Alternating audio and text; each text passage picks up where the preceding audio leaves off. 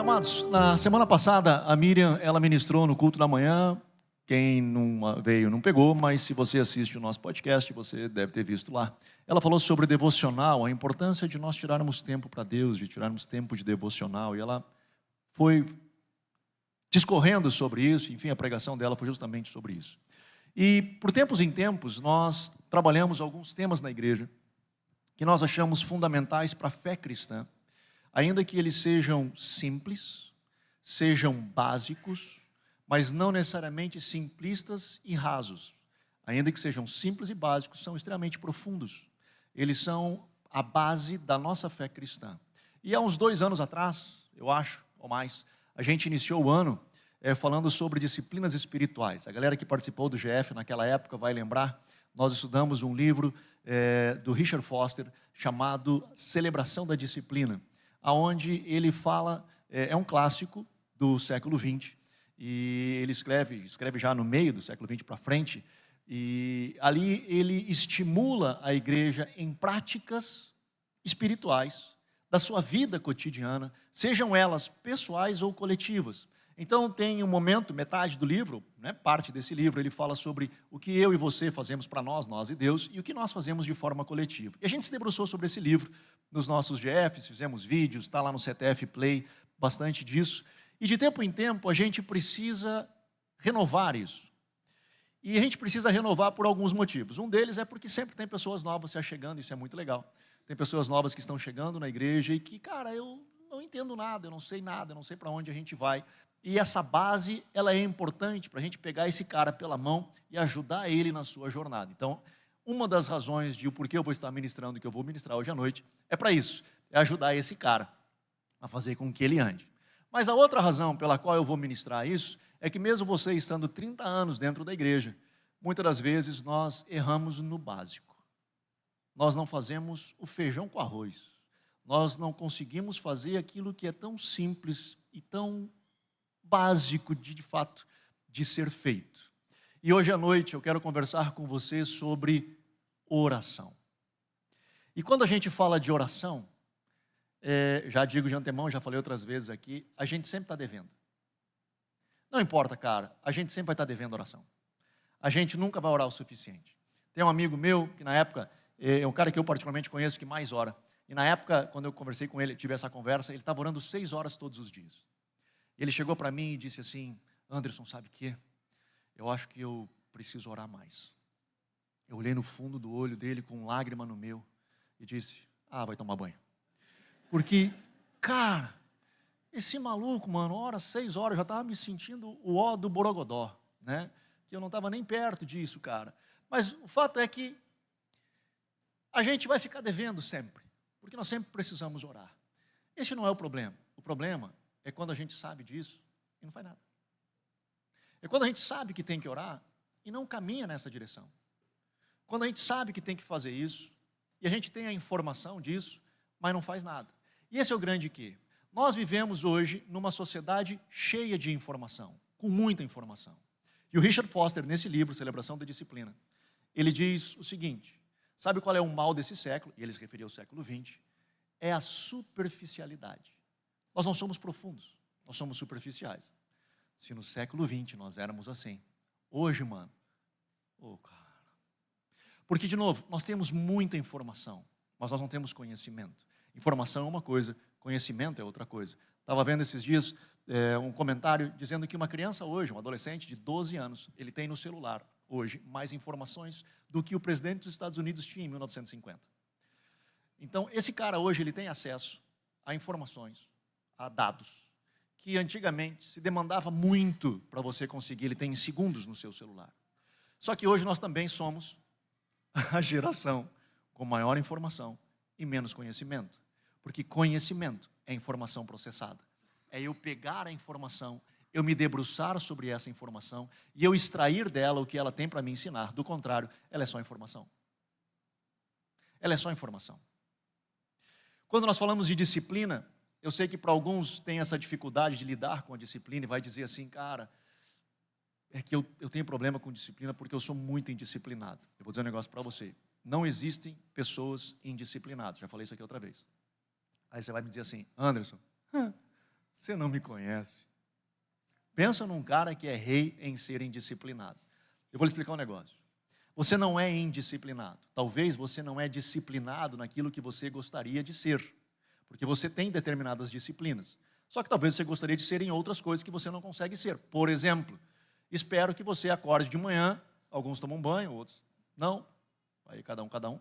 Mas o cara levanta, vai lavar o rosto, escova o dente, vai tomar café, enfim, faz as coisas dele numa rotina. Ele nem pensa, ele acorda e já segue nisso. Ele é disciplinado para fazer isso. E você faz todo dia sem pensar. Não sei se você já se deu conta disso, mas você coloca, quando você coloca o seu tênis, o seu sapato, você coloca sempre o mesmo pé a primeira vez. O primeiro pé, né? Primeiro. Quando você coloca o sapato, é sempre o mesmo pé. Por primeiro. Agora foi. É sempre, no meu caso, é o direito. Já se deu conta disso? Não, né? A gente não pensa. A gente nem pensa nisso. Que pé que eu vou botar, será? Tu não pensa nisso, porque o teu cérebro criou uma rotina para que elimine o estresse, né? Elimine você ficar fazendo escolhas básicas, e você então cria hábitos, e você faz isso. E eu meto o direito, mete a meia, depois o sapato. A gente segue aquela mesma rotina, porque o teu cérebro constrói isso. É natural ele fazer isso. Qual que é o nosso grande desafio? É construir hábitos, disciplina naquilo que nós gostaríamos. Como é que faz isso? Do jeito que tua mãe te ensinou. Dizendo assim, seu relaxado porcalhão, vai escovar esse dente. E aí tu voltava lá, né? Até ela cansar de brigar com você, né? De você passar a fase do chuveiro, não sei se você passou essa fase, mas tinha a fase do chuveiro, que a gente era meio cascão quando era criança. A mãe, vai tomar banho. Aí tu entrava no chuveiro, chaveava a porta, ligava o chuveiro, sentava no vaso, dava uns minutinhos, o tempo que ela achava que tinha tomado banho, tu desligava o chuveiro e saía. Cabelo sequinho, olha como a gente era idiota, ele sai com o cabelo seco, achando que tomei banho. Não, porcalhão, volta lá. Está fedendo a suor, né? E tomou banho, não. Então, a gente tinha essas coisas que a gente fazia. Tem alguns aqui que eu olhei na cara deles que faziam a mesma coisa. Né? Os machos, as meninas não, claro que não. Né? Mas os machos, certo. Voltava suado para casa, depois de um tempo secou. Pô, nem precisa banho, já está seco. Né? Hoje a gente chega arrepiado, não consegue nem tomar banho, nem dormir sem tomar banho. Mas a gente fazia isso quando era criança. E por que a gente faz isso? Porque a gente construiu hábitos saudáveis. Cara, nós precisamos fazer isso. E na disciplina, é a mesma coisa, nós vamos construindo isso, e a disciplina, também já falei aqui outras vezes, estou repetindo, ela não é na sua intensidade. Para você estabelecer disciplina, não é na intensidade da sua entrega, mas sim na constância que você o faz. Então, às vezes, a gente quer construir disciplina, ele diz, não, cara, né? O cara quer, sei lá, exercício físico. Nossa, então, é o seguinte, ele vai, ao invés de treinar todos os dias 30 minutos por dia, ele treina uma vez no mês, 8 horas. Cara, o resultado dele, com certeza, será infamamente menor se ele treinar uma vez ao mês, 8 horas, do que 30 minutos todos os dias. A constância, ainda que em menor tempo, ela te leva a construir hábitos e isso te constrói uma longevidade naquilo que você quer. Hábitos saudáveis, por exemplo, de higiene, falo isso também sempre. Né? Se você vai escovar o dente, cara, se você escovar 30 segundos todos os dias, está aqui dentista para me ajudar. Mas, cara, 30 segundos de manhã, 30 segundos meio-dia, 30 segundos de noite, todos os dias, é muito melhor, e você vai ter uma higiene bucal muito melhor do que você passar 4 horas uma vez ao mês. Até porque no terceiro dia ninguém chega perto de você, jamais. A sua mulher vai lhe beijar só daqui a 30 dias de novo, né? Vai ser uma nojeira, alguns até tiveram asco agora, né? Quase vomitaram já, só de eu falar um negócio desse. Mas é a mesma coisa. Quando nós queremos construir hábitos, ainda que eles sejam mais curtos, mas com constância, nós vamos evoluindo. Oração é a mesma coisa. Ah, Anderson, mas oração é tão básico. Eu sei. E por que você não faz? Se oração é tão básico, por que você não tira o seu tempo com Deus se ele é tão básico? Eu quero que você abra sua Bíblia comigo lá em Mateus, no capítulo 6, e eu quero basear a minha mensagem em cima desse texto de Mateus, capítulo 6. A partir do verso 5. Nesse texto, não deixa claro isso, mas o mesmo texto, no livro de Lucas, no Evangelho de Lucas, que está contando a mesma história, Jesus traz essa mensagem em resposta a um pedido dos discípulos. Os discípulos chegam para Jesus e dizem assim, Jesus, os discípulos de João foram ensinados a orar. João ensinou eles a orar. Ensina-nos a orar. E aí então Jesus responde aos seus discípulos esse texto de Mateus capítulo 6. Ele ensina os seus discípulos a orar. Isso nos ensina algumas coisas. Que oração a gente não nasce sabendo, a gente tem que aprender. E como é que a gente aprende? A gente pega a informação, processa a informação e gera conhecimento para nós, e nós abraçamos esse conhecimento e vamos desenvolvendo e crescendo. Portanto, não basta saber que você precisa orar, porque eu sei que você sabe. Isso não vai mudar a sua vida, você ter a informação. O que vai mudar é você processar essa informação. Você pegar essa informação e começar a desenvolvê-la, para que ela se torne conhecimento. Então, nós precisamos fazer isso. Mas, Anderson, deixa eu lhe falar um negócio. Cara, eu amo Deus, velho. Eu amo Deus, de verdade. Eu amo Deus. Mas eu não tenho tempo, cara. A minha vida é muito corrida. Eu acordo de manhã muito cedo. E aí eu tenho uma rotina já que eu preciso treinar cedo. Se eu não treinar cedo, eu não treino durante o dia. Eu treino cedo de manhã, eu vou para o trabalho. Eu trabalho duro pra caramba o dia inteiro. Eu chego em casa, mal eu consigo jogar um negócio para dentro para comer e eu vou para a faculdade. Chego em casa tarde, podre de cansado. Eu estudo, preparo meu tema, vou dormir. Eu durmo umas 5, 6 horas por dia. E aí no outro dia de manhã começa tudo de novo. Cara, eu gostaria demais de ter tempo para orar, cara, mas eu não consigo. Deixa eu lhe falar um negócio. Você só tem tempo para aquilo que você escolhe ter. Se você não está tendo tempo para orar, é porque você escolheu não ter. Você deu prioridade a outras coisas. É simples assim. Nós tentamos maquiar isso de uma forma bonitinha, dizendo, cara, a nossa vida é muito corrida, é muito louca. A gente realmente, se eu tivesse tempo, cara, eu oraria. Eu vou provar para você que não. Lembra da pandemia? Todo mundo ficou em casa. E ao invés de você orar mais, você foi discutir se vacina era do anticristo, se tratamento precoce funcionava, se a direita era boa, se a esquerda era boa, e você se tornou um especialista em medicina do nada, e não foi orar mais. Não é verdade? Você não foi ler mais. E você tinha o tempo do mundo, porque o mundo inteiro parou. Não é que só você parou, não, mas eu parei aqui, mas o pessoal lá do outro mundo também, ele fica me chamando, eu preciso corresponder. Não, mano, o mundo inteiro parou. O mundo inteiro parou, você não tinha o que fazer. E a gente não orou mais por isso. Então, mano, não é, cara, é uma desculpa que a gente arruma. É mais ou menos assim. A gente fica falando esses negócios para Deus, mas o que Deus está ouvindo é outra coisa. E funciona, é quase assim, é que nem aqueles videozinhos, não sei se você já viu aqueles memes que a mulher chega para o marido e diz assim, amor, vamos sair para jantar hoje? Aí depois a gente pega um cineminha e depois a gente podia tomar um sorvete. O que você acha? O que o marido entende?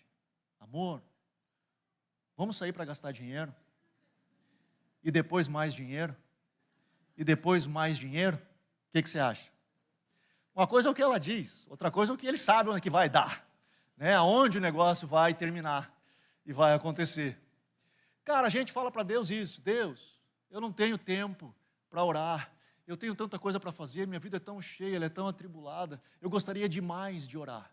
O que o céu está ouvindo é, Deus, eu gostaria de te ter realmente como prioridade, mas tem outras coisas que são mais importantes do que você na minha vida. Então, se você quer que eu seja importante para você, dá os teus pulos. Faz alguma coisa e te mostre que tu é relevante, porque hoje tem outras coisas que ocupam o meu coração mais do que você. E sabe o que é engraçado, cara? É que Deus dá os pulos dele mesmo.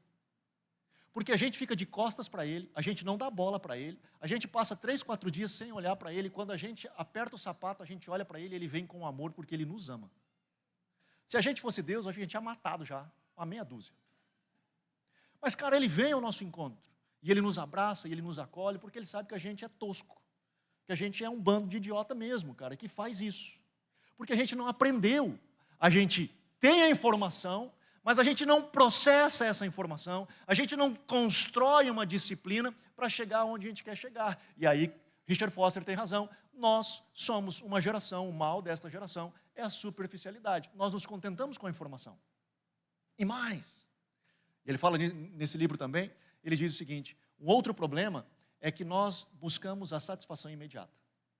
Nós estamos atrás da satisfação imediata. O que é bom para mim agora? Então é mais fácil eu trocar um período que eu deveria estar, ou poderia estar fazendo outra coisa, ou buscando uma disciplina, para olhar uma série mais, um capítulo mais, alguma coisa a mais, 48 mil reels a mais.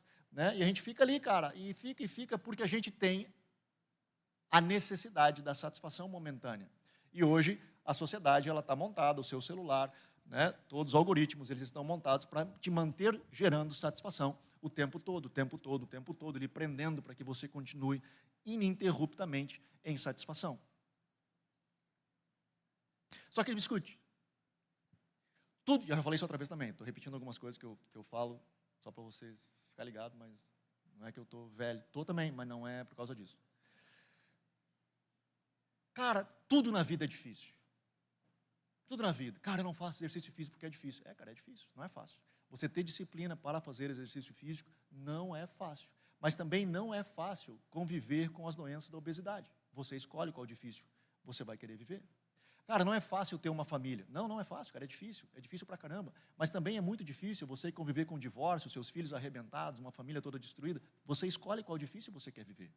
Cara, não é fácil a gente ter um relacionamento com Deus, vida. Não é, mas também é muito difícil você viver distante de Deus, cara, e sozinho o tempo todo. Você escolhe qual difícil você vai querer viver. A vida é difícil. E ela é feita de escolhas. Qual difícil nós vamos escolher? Então, cara, chega uma hora onde eu preciso entender que, cara, eu preciso começar a construir determinadas disciplinas para eu chegar onde eu quero chegar. Tem um jogador, já é falecido, ele era um coach, na verdade, de futebol americano, depois foi para o exército americano, acabou morrendo no Iraque. Pat Tillman, ele diz o seguinte, que disciplina é a ponte que liga os nossos sonhos às nossas realizações. Isso é muito forte, porque quando eu consigo construir disciplina, eu tenho um sonho, eu tenho um desejo, eu tenho uma aspiração. E quando eu começo, através da disciplina, viver isso constantemente, essas disciplinas é a ponte que conecta o meu desejo, o meu sonho, ao que eu vou de fato viver e experimentar. Então, oração é a base, cara. É a base da nossa fé cristã. É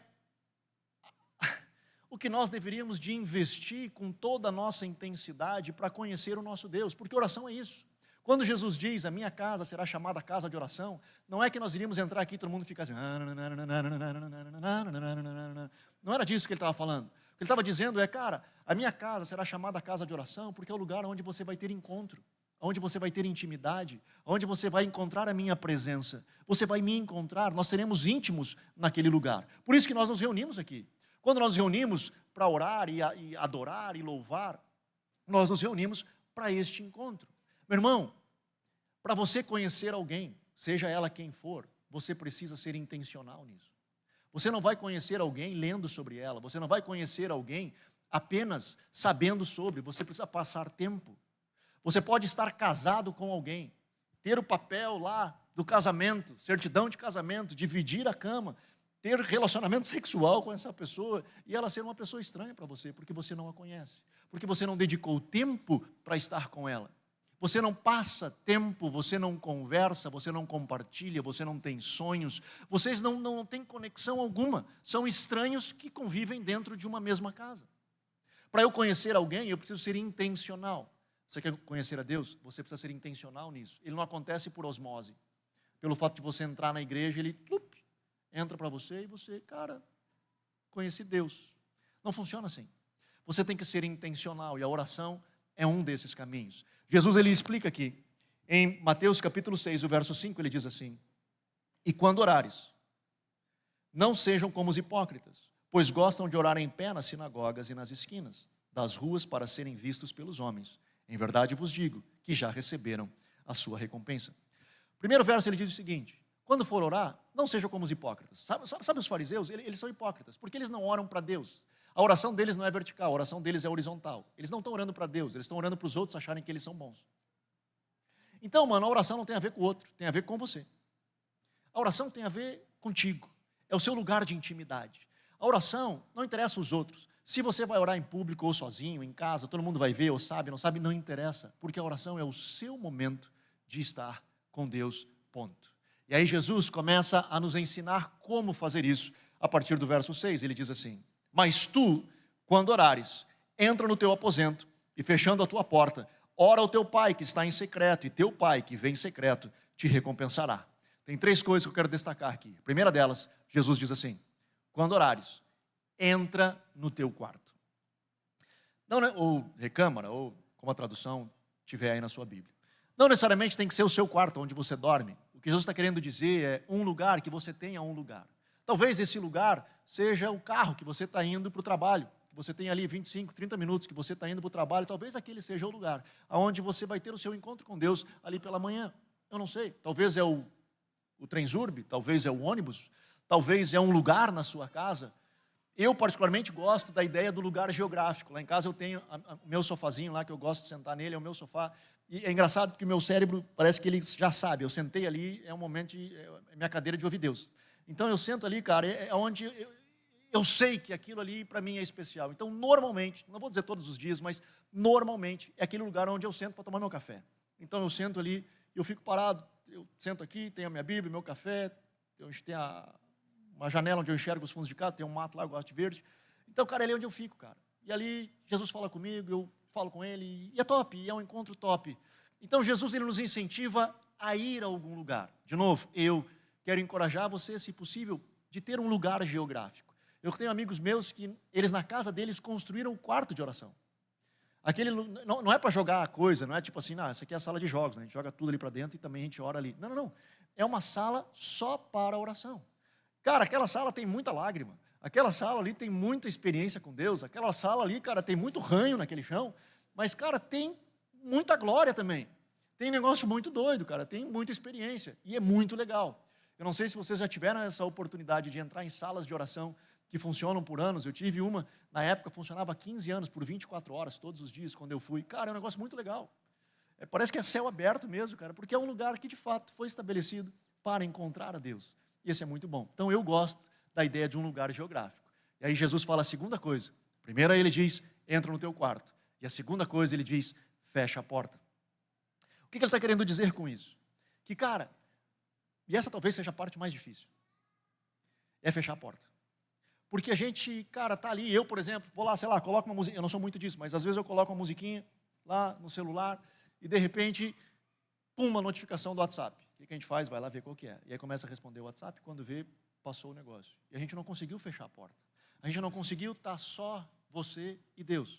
A porta fica aberta, notificação do WhatsApp, do direct no Instagram, e sei lá, um monte de coisa, e notificação de sei lá o quê, começa a aparecer e você fica ali. Ou mais, você consegue jogar o celular longe? Não, cara, não quero o celular, vou ficar só eu e Deus aqui, você fica sentado ali, entrou naquele lugar, conseguiu sentar na sua poltrona de ouvir Deus, e a sua mente fica assim, ó, com um monte de informação, um monte de coisa, e você não consegue fechar a porta. E o seu dia fica passando, e as coisas ficam passando, e você fica ali, eu tenho que voltar, e aí você volta. Meu irmão, é assim. É assim. Até a gente conseguir fechar a porta. Hoje, cara, nós temos a dificuldade de ficar quieto. O silêncio hoje, ele é muito barulhento, não é? A gente não consegue ficar sozinho. A gente não consegue ficar em silêncio. Então, assim, hoje nós temos dificuldade de ir para o tédio. E esse é um filósofo, já li ele aqui outras vezes, um filósofo coreano, mas ele fala no livro A Sociedade do Cansaço, ele diz o seguinte, que hoje nós temos a dificuldade de viver com o tédio. Nós não nos permitimos mais entrar no tédio. Na nossa vida não pode ter tédio. Os nossos filhos não podem ficar entediados. Se eles ficam entediados, nós arrumamos alguma coisa para fazer. Toma o celular. Vai, não mexe o saco. Vai fazer alguma coisa aí. Nós não queremos que eles entrem em tédio. Só que, mano, o tédio é o que nós chamávamos antigamente de ócio criativo. É naquele lugar onde eu estou desconfortável, que, cara, isso aqui está ruim, que eu vou construir alguma coisa. É onde eles iam brincar de alguma coisa. Quando tu vê, estava pendurado no terceiro andar da casa. Mas era onde ele tinha as ideias. Porque ele estava entediado. O que eu vou fazer? Cara, eu vou brincar de super-homem, que eu fiz uma vez, achando que o guarda-chuva ia segurar e eu pulei da casa. Essas coisas que as crianças fazem quando estão no ócio criativo. Né? Não dá certo. Vou avisar vocês já, não precisa tentar. O guarda-chuva, ele vira assim e a gente cai reto. Caso você fique pensando como foi que aconteceu. Cara, nós precisamos aquietar por uma razão simples. Salmo 46, o verso 10 diz assim, aquietai-vos e sabei que eu sou Deus. Só que nós não nos permitimos aquietar. A nossa mente tem que estar. Então, quando nós entramos nesse lugar de quietude, não de solidão, de solitude, aonde eu paro para estar com Deus, É ali que eu vou conhecer Deus. É ali que Ele vai falar comigo e eu vou falar com Ele. Por isso que Jesus nos incentiva a entrar, fechar a porta. E a terceira coisa que Ele diz, e você vai orar ao seu Pai em secreto, e o teu Pai que te vê em secreto, Ele te recompensará. Existe retorno do nosso investimento de tempo com Deus. Existe uma recompensa quando você, de forma disciplinada, ainda que pequena, mas disciplinada e constante todos os dias, ainda que pareça que você não esteja vendo nada acontecer, mas você constantemente, você começa a ver um crescimento espiritual. Existe uma recompensa na sua diligência em permanecer firme, caminhando com o Senhor. Valorizando algumas coisas que Deus valoriza, e uma delas é, eu quero estar contigo, você quer estar comigo? Que é a oração. Eu quero estar contigo. Mas, de novo, a gente diz, Senhor, eu te amo, tu é muito precioso, tu é a coisa mais importante da minha vida, mas eu não tenho tempo para passar contigo. Eu tenho tempo para tudo na vida, mas eu não tenho tempo para passar contigo. Nem 20 minutos, não, 20 minutos também não dá. Eu passo 2 horas no Instagram, mas eu não tenho 20 minutos para passar. O que o céu está ouvindo é outra coisa. O verso 8 diz assim, o verso 7. Ele diz assim, e orando não useis de vãs repetições, como os gentios, que pensam que por muito falar serão ouvidos. Jesus diz assim, e quando for orar, não faça como os gentios. Quem são os gentios? Somos nós aqui. Que ficam repetindo as coisas, não são judeus, né? Ficam repetindo as coisas de forma vã. Ficam repetindo, como se Deus fosse surdo e não ouvisse.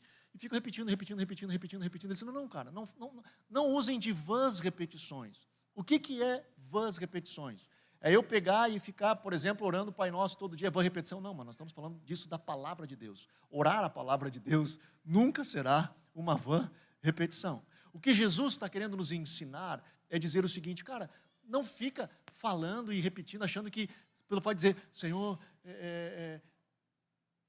sei lá, me abençoa nisso, me abençoa nisso, me abençoa nisso, me abençoa nisso, me abençoa nisso, me abençoa nisso, como se essa repetição vai fazer. Não vai. O que ele está querendo dizer é, sai da mecânica e entra no relacionamento. Sai daquela ideia seca, religiosa, e entra para da intimidade, do contato físico, ali, espiritual, né? Conexão, onde existe coração envolvido, onde você quer de fato me conhecer. E aí, olha que interessante. E entra o verso 8, que ele diz assim, quando ele diz, né, não usem de vãs repetições como os gentios, que pensam que por muito falar serão ouvidos, não vos assemelhei a eles, pois vosso Pai sabe do que necessitais, antes de lhe o pedirdes. Eu acho engraçado, cara, essa frase de Jesus. Porque ele diz assim, olha só, você não vai usar de vã repetição, achando que Deus vai ouvir, porque eu vou te explicar um negócio. Não seja assim. Porque Deus já sabe o que você vai pedir, mesmo antes de você pedir. Então tá, então eu entendi, Jesus, tá bom. Então, Deus sabe o que eu vou pedir antes de eu pedir. Entendi. Então eu não preciso ficar repetindo, Mas então, se Deus sabe o que eu vou pedir, por que Ele me ensinou a orar? Por que Ele passou todo o negócio dizendo assim, olha só, tu vai entrar no teu quarto, fecha a porta e ora ao teu Pai. Se Ele já sabe, não era mais fácil eu fazer assim, Deus, olha só, presta atenção. Eu fiz uma lista aqui, de manhã eu acordo e só faço assim, ó. À medida que tu for respondendo, eu vou dando cheque. E aí, segue a vida. Por que é isso? Por que Deus diz assim, olha só, eu vou te ensinar a orar. É importante que você ore. Mas Deus sabe que você vai falar antes de você falar. Então por que eu tenho que falar? Se Ele sabe que eu vou falar. Por uma razão simples. Não é Deus que precisa da sua oração. É você que precisa orar a Deus. Não é que Deus está no céu dizendo assim, por favor, ora, eu preciso da sua oração. Ele não vai deixar de ser Deus se você orar ou não orar. Você é que perde quando deixa de orar. Porque quando você ora, você está conhecendo Deus e mais, conhecendo a si mesmo. Por isso que Jesus nos ensina a orar. E ele nos ensina a pedir também, já vou chegar nesse ponto. Mas o mais importante da oração não é o que você vai ganhar das bênçãos que Deus pode te abençoar nos pedidos que você fizer. Mas o mais importante da oração é você conhecer a Deus neste processo. Porque é o tempo que você investe em conhecer alguém que você ama.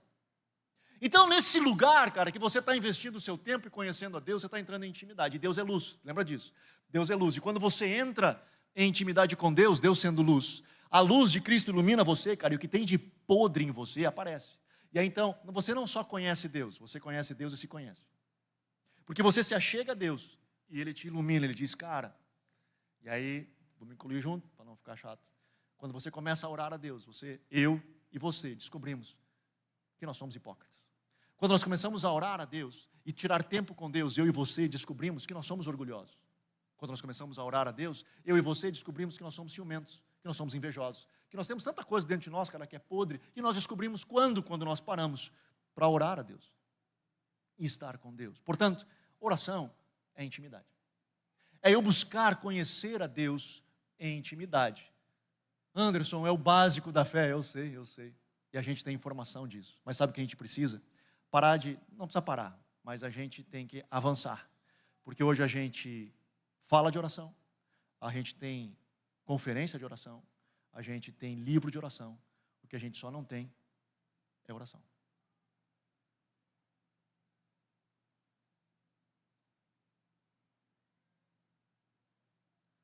A gente fala disso muito, cara. A gente tem informação disso.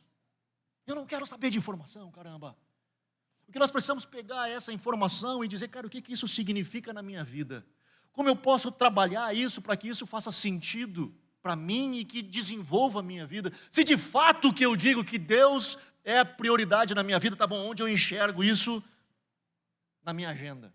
Aonde Deus aparece no meu dia, aonde eu posso dizer, sabe o que, cara? Eu dou prioridade. Eu não estou dizendo que você tem que passar 15 horas orando, não é isso, mano.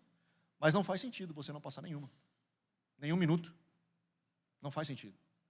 Eu não estou dizendo para você, de novo, tirar 2 horas de oração todos os dias, que agora eu vou começar a orar 2 horas todos os dias. Eu não estou dizendo isso, mano. Que tenha consistência em passos pequenos, mas seja consistente nisso. Que sejam 15 minutos, 20 minutos, mas sejam consistentes. Se você puder aumentar, melhor. Se puder tirar 2 horas, vai ser excelente. O que puder você fazer, faça. Mas seja consistente nisso. O que não pode é nós ignorarmos isso. O que não pode é nós acharmos que é normal. Tipo assim, cara, mas Deus, Ele me ouve no meu dia. Eu vou orando Deus no meu dia, assim, e Ele vai me ouvindo e vai falando. Tá, cara, ouve também, é verdade. Não vou dizer que não, cara, Ele ouve mesmo. É legal, tá bom, é válido, melhor que nada. Mas, cara, quanto você está conhecendo Deus nesse processo, ou você está jogando um monte de palavra para cima? Um dia, conversando com um amigo, e um amigo católico até, ele assim, cara, eu oro todo dia. Eu digo, cara, que massa, velho. Ele diz, não, todo dia de manhã eu oro e tal. E aí eu falei para ele, top, cara, e o que Deus te fala? Ele, como assim? Então, quando você fala para Deus, o que Deus fala contigo? Tipo assim, mas Deus fala? Eu digo, fala. Tá, mas eu nunca parei para ouvir. Eu digo, então, deixa eu te explicar um negócio. Tu falou, como é que funciona? Ele disse, eu falo assim, eu oro assim, depois aquilo, depois e levanta e vai embora. Eu digo, então, a hora que tu fechou a boca, que Deus ia começar a falar, tu levantou e foi embora. Espera um pouquinho mais. Segura a tua onda ali, cara. Fecha e para ouvir, cara. Para tentar entender. Entra em relacionamento. É intimidade. Isso é intimidade. Uma das coisas que nós podemos, de umas formas que nós podemos orar, eu vou falar de 1, 2, 3, 4, bem rapidinho. Presta atenção, bem rapidinho mesmo, presta atenção.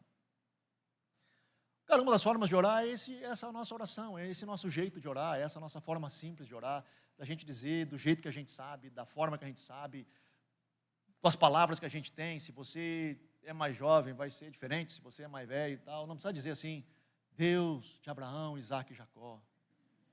Deus Todo-Poderoso, Criador do céu. Não precisa, mano. Diz, Pai, estou aqui, cheguei, é nóis.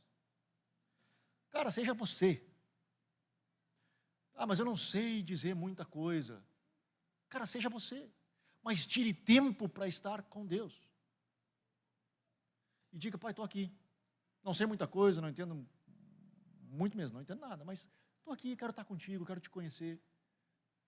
E aí você fala o que você quiser, você pede se tiver que pedir, você agradece o que tiver que agradecer, se não tiver que pedir nada, não pede nada. Mas, cara, diz, eu quero ter tempo contigo. Essa é uma forma, talvez a mais simples, mais singela da oração. Uma segunda forma, e eu aprendi isso lá em Toronto, há anos atrás, que nós trouxemos para o Brasil isso, e a gente nem traduziu essa palavra, porque é uma palavra ruim de traduzir, que chama soaking, que ela a tradução seria, mal traduzido, mas seria como uma imersão, é como você submergir, você pega uma esponja, né, essas de lavar louça, assim, você enfia na água e ela absorve aquela água. Né? Basicamente, é esse o conceito do soaking. Uma outra forma, e eles explicam isso lá, é como você pegar um pepino e você colocar dentro de uma garrafa de conserva com vinagre e temperos, e depois de um tempo, esse pepino ele deixa de ter o sabor do pepino, e ele passa a ter o sabor da conserva. Soaking é basicamente isso. É você parar na presença de Deus. É onde você para ali e diz, Senhor, eu quero estar contigo. Você não precisa falar nada. Às vezes, cara, eu não sei o que falar, mas simplesmente eu quero estar na tua presença. Eu quero poder estar, Senhor, onde tu está, eu quero estar aqui. Como Josué, não sei se vocês lembram disso, eu gosto dessa história, conto ela seguida, mas Moisés entrava na tenda, Deus vinha, a glória do Senhor vinha, era louco o que acontecia na tenda, Moisés saía e Josué ficava parado olhando para dentro da tenda assim, ó, porque ele queria estar onde Deus estava, ele queria estar na presença do Senhor, ele queria experimentar o que Deus estava. É disso que é soaking, é quando eu paro, e às vezes, cara, essa é uma forma de você conhecer Deus. Cara, eu não sei direito orar. Não ora. Bota uma musiquinha, um negocinho, fica parado uns minutos ali, na presença de Deus. E o que isso vai acontecer? Quando você se expõe à glória de Deus, a glória de Deus vai tocar você. E você vai parar de feder a carne. E você vai começar a ter o bom perfume de Cristo. Você começa a receber aquilo que o céu tem e começa a transformar você. É só através disso? Não, cara. Nós precisamos da palavra de Deus, nós precisamos de outras disciplinas espirituais, e nós vamos falar de algumas delas nos cultos que vêm a seguir. Mas essa é uma forma de nós fazermos isso. É uma maneira de nós entrarmos em comunhão com Deus. Uma outra forma de nós orarmos é orarmos a palavra. E eu gosto demais de orarmos a palavra.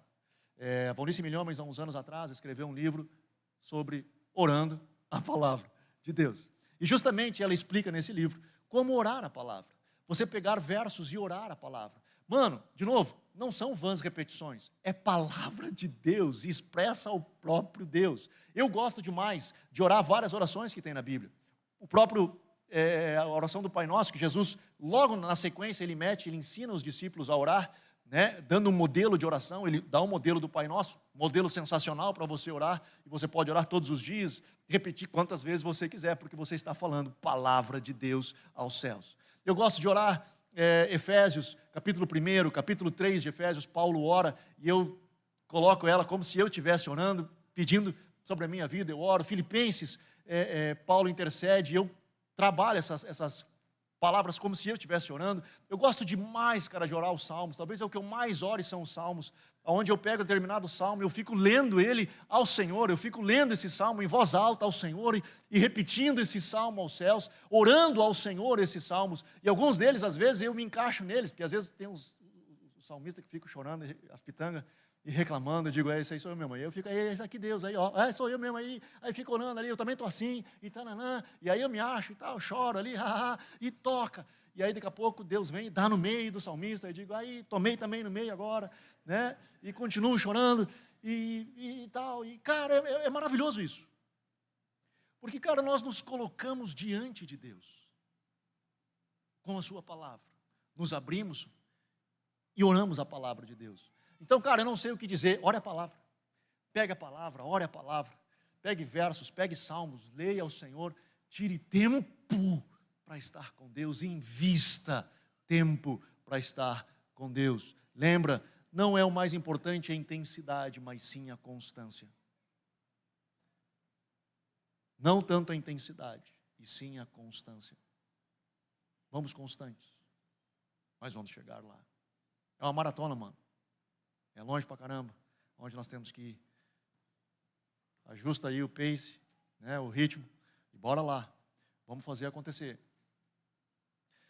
Outra forma, quarta forma de nós orarmos, é a oração intercessória.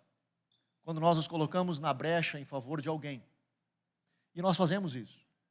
E por que nós fazemos isso? Quando nós nos colocamos entre Deus e uma situação e começamos a clamar ao Senhor para que Deus mova o seu braço e toque sobre essa situação. Eu não vou entrar aqui no mérito de soberania de Deus, de livre-arbítrio, não é o meu ponto hoje, né, alguns têm uma percepção diferente de como ver a questão da intercessão, entendendo que tudo acontece, tudo está no controle de Deus. Mas a minha percepção, e talvez eu possa contribuir de alguma forma com você, e respeito a sua opinião de diferente, entendendo teologicamente diferente isso. Mas, cara, Deus ele criou um mundo, ele criou um sistema, e ele criou, cara, leis naturais que regem, por exemplo, e também leis espirituais, mas ele criou leis naturais que regem um planeta. Então, cara, eu particularmente não acredito que Deus faça microgerenciamento. O que eu quero dizer com isso? Que Deus decida assim, bom, hoje eu vou derramar, peraí, não fala comigo agora que eu tenho que resolver aqui, que eu tenho que derramar chuva lá em Canudos, mas vai só no bairro de Canudos e no outro bairro, depois lá não vai. Eu não acredito que Deus faça esse microgerenciamento. Ele criou um sistema que ele se autogerencia.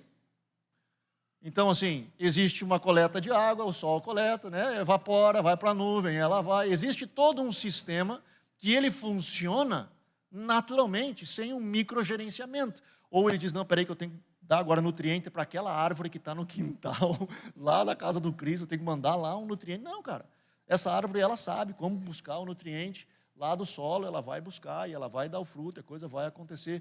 Tá, mas Deus não está no comando, no controle de tudo, cara, nada foge ao controle de Deus. Mas, cara, eu que sou tosco, eu teria feito um sistema que se autogerencia, quanto mais Deus. Né? Então, cara, ele funciona. Então, assim, eu sou da época, alguns mais antigos aqui vão lembrar disso aí, mas eu sou da época que nós tínhamos as 4 estações, né? Nós tínhamos primavera, verão, outono e inverno, e funcionava. Hoje também funciona, só que tudo funciona num dia só, né? A gente tem as 4 num dia só. Naquela época era separadinho e tal, era bonitinho. Cara, por que aconteceu isso? Cara, porque a gente esculhambou. Nós, homens, tomamos decisões e esculhambou um bocado de coisa. Então, hoje nós temos, por exemplo, no nosso estado, coisas que nós não tínhamos, como ciclone.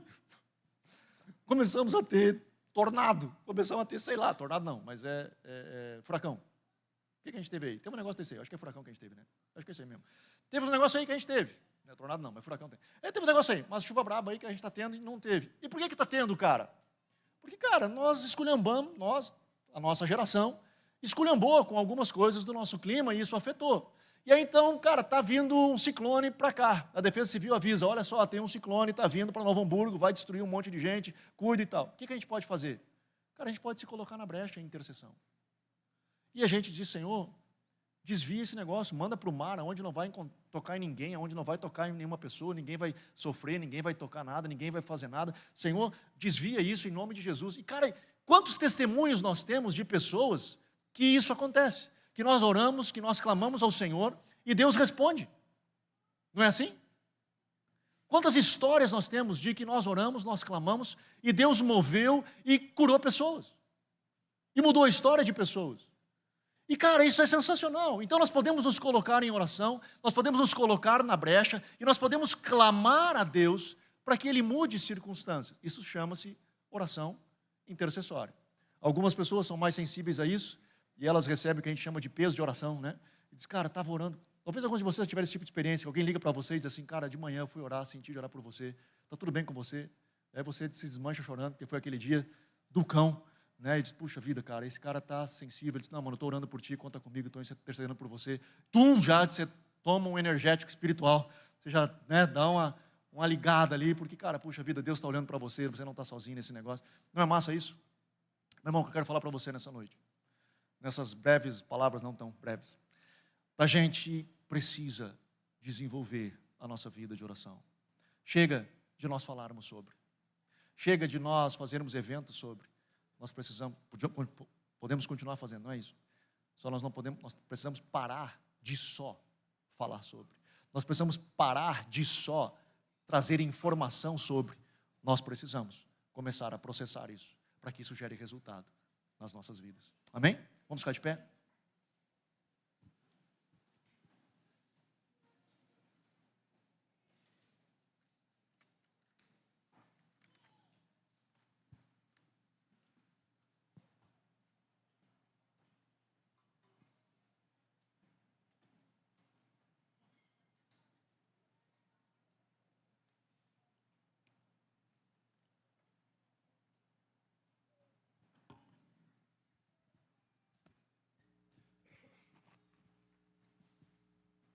Amados, eu quero orar com você.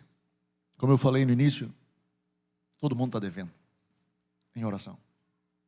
Está todo mundo em débito. Talvez alguns mais, outros menos, mas todos nós estamos devendo. Que nós possamos nos achegar diante do Senhor nessa noite e pedir: Senhor, nos perdoa. Nos perdoa pelas vezes que a minha boca disse que Tu era a prioridade, mas as minhas ações disseram o contrário. Perdoa das vezes que eu negligenciei o básico, o simples, não o simplista, mas o simples, que é parar para estar contigo. Extremamente profundo, um resultado absurdo.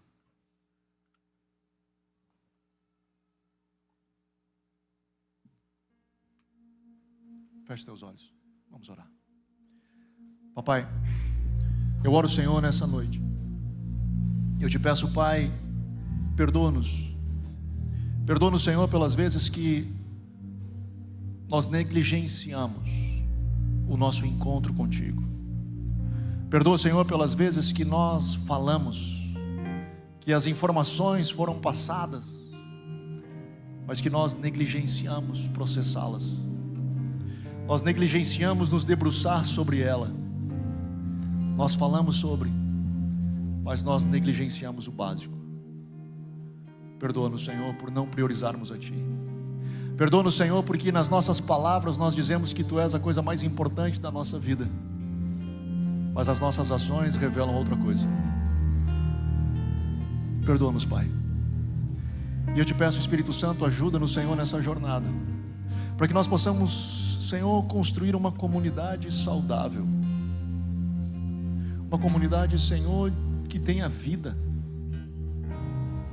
Vida dos céus.